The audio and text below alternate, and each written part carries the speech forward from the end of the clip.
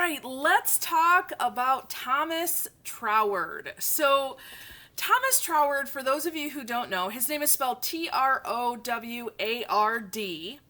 So, Thomas Troward is a member of what I affectionately call my old dead guys club.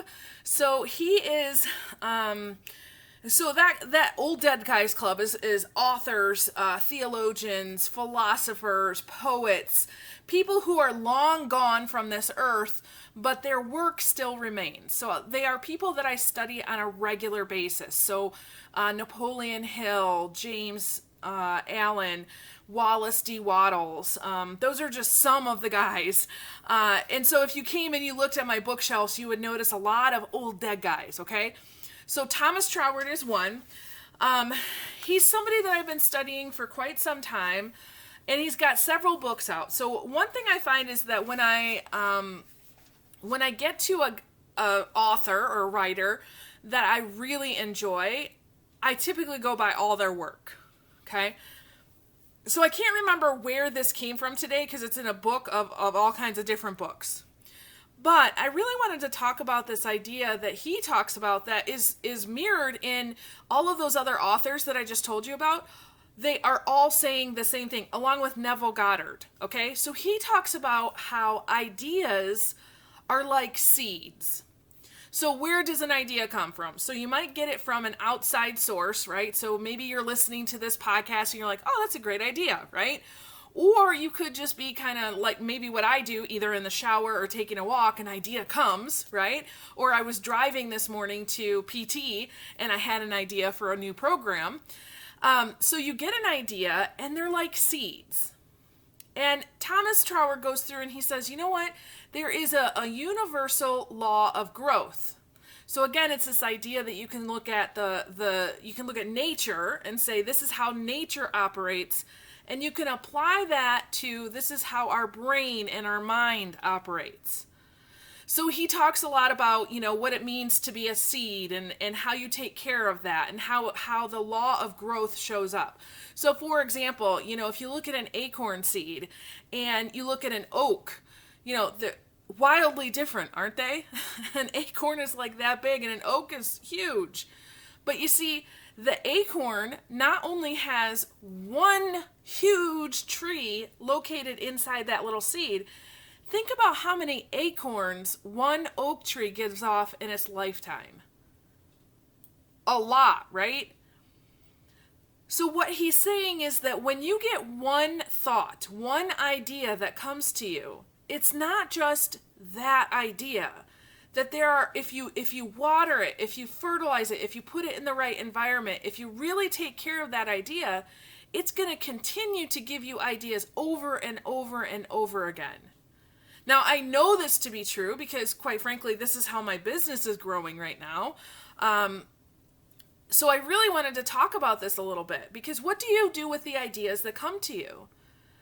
I can tell you this, that after, working with hundreds of coaching clients over the years, that there's typically three things that you do with a new idea, okay? So the first thing that most people do is they get an idea, they recognize the power of that idea, right? So I was talking to somebody the other day and they're working on building up a new online course. Great. So they're building up this course. They know it's a great idea. They know it's going to go and help a lot of people. Awesome. But they're really trying to force it to happen. They're trying to make something happen. Okay. So they're looking at it and saying, how can I up the timetable here? Right. And in reality, what's happening is they're increasing their amount of worry and anxiety. And because they're worrying and they have all these anxious thoughts, they're stressed. And then that stress gets on their brain, and if you follow my work for any length of time, you know what's coming. A stressed brain cannot be creative or solve problems. If you are launching or getting ready to launch a course, guess what? You need to be creative and solve problems. So this hurry and anxiety does nothing for you. You're actually fighting the good idea. Now, a lot of people that I deal with, out in the normal world, so these are not typically my coaching clients because by the time they come to me, they're beyond this stage. But a lot of people out there in the world, the other thing that they do with an idea, they get it, and then it's like they give up hope, right? They deny the power behind that idea. They'll get the idea and go, oh yeah, that's such a good idea. They might even tell a friend, oh my gosh, this is such a great idea, right? Or, oh, I've got a great idea for a business. And then they go tell everybody they know, but they never do anything with it because they're like, oh yeah, that's going to take work. Or, oh, well, somebody else can do that. Okay? So they give up the hope. They deny the power. Now these first two choices, here's what happens. Whether you're trying to force something to happen or you give up hope. The new thoughts that you have in forcing and giving up hope, those new thoughts, it's like they cancel out the idea completely. Okay? It's like you come in, the seed was planted, and maybe even it starts to grow a little bit, and you come in with your shovel and you, gone. Okay? So what do? So now the third choice, which of course is what I try to get my coaching clients to go towards, the third choice is you want to set your desire, you want to set your intention, and you want to be persistent. So, one of the things that we often do as an exercise, and this is where you can tell, do you really want something or do you not? Is I have people go through visualization exercises. So sit down 10 minutes every day and actually write out in a journal, this is what life is going to be like, feel like, look like, listen. This is what life will be like. This is what I will be like. This is what people will be saying about me. This is, what my house will look like. Whatever the goal that you're trying to reach, whatever this idea is. So I'll give you a great example. Not too long ago, I had a coaching client who was in a multi-level marketing company, okay? Network marketers. Love network marketers, by the way. They have a real penchant for personal growth and development. So she's in this company. I won't tell you who she is or which company, but she's in the company and she's at a certain promotional level. Now, she had been reaching and striving and trying to make something happen to get to the next level for months, if not longer than that. And I came in and I said, hey, can I give you just a couple pointers here? And she's like, yes, please. So yes, of course, I explained some of this to her, which I know she didn't quite get at the time. I said, okay, forget it. Let's just go right to the exercises. So I walked her through several different meditations, several different visualizations. We had her sit down with her journal every day and write out what her life would look like. Okay. She changed nothing else. I'm not kidding you. Not another thing. Now, there were little adjustments here and there, but by her words, she said, Michelle, I really didn't do anything other than what I was doing before. Boom, she meets her target. And it's one of those targets that's like literally going to change her life. Why?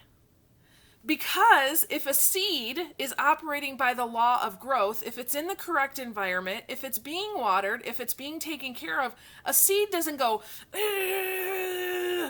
and then boop, it kind of grows something out of it. That's not how that works, right? It's in the right environment. It has everything it needs.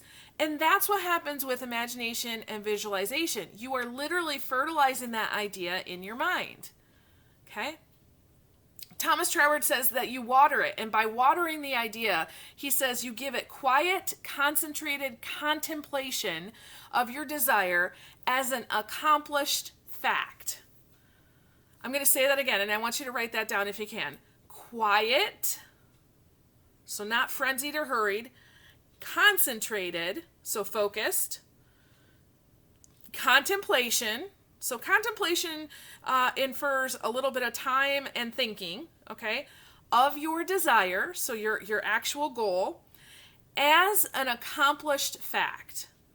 So what he's saying is set aside regular time where you can be quiet, you can think about your desire, but you really want to think about it as if it's already done, okay? Listen, I could come here and I could show you my big old pile of journals, but one of the things that I do almost every single day is I do this same thing, because I'm never going to ask you guys to do anything I wouldn't do myself. I go through those journals. I write down. This morning, my reflection was on doing some work, and I was near a beach, and how I got to take a little bit of time off. Okay? Play around with this, because you get to pick which seed is going to grow. Okay? And I actually wrote down this quote. I want to read it for you. Okay? So he says, our thought forms what he calls a spiritual prototype. So this is his idea of the seed in the mind, which, if left undisturbed, so undisturbed means you're not making something happen, you're not rooting it out, right? Left undisturbed, will produce itself in external circumstances.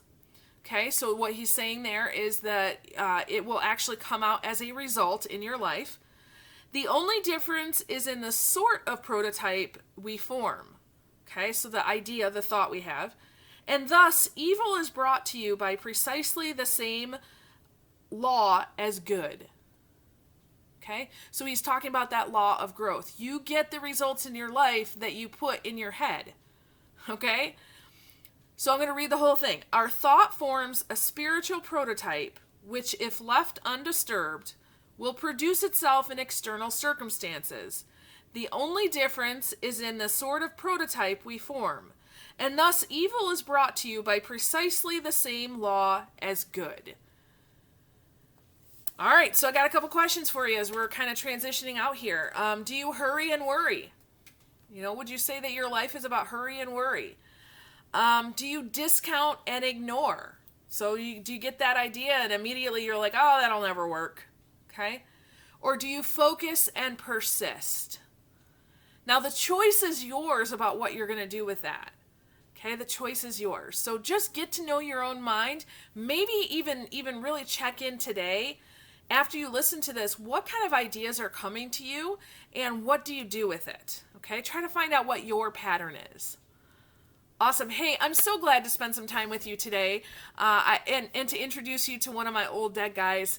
If you want to go and study him, just look up Thomas Troward and you'll get all kinds of different options, okay? Awesome. So with that, I release you into the wild. Go forth and prosper. Have an amazing day, and we'll catch you next time. Bye-bye.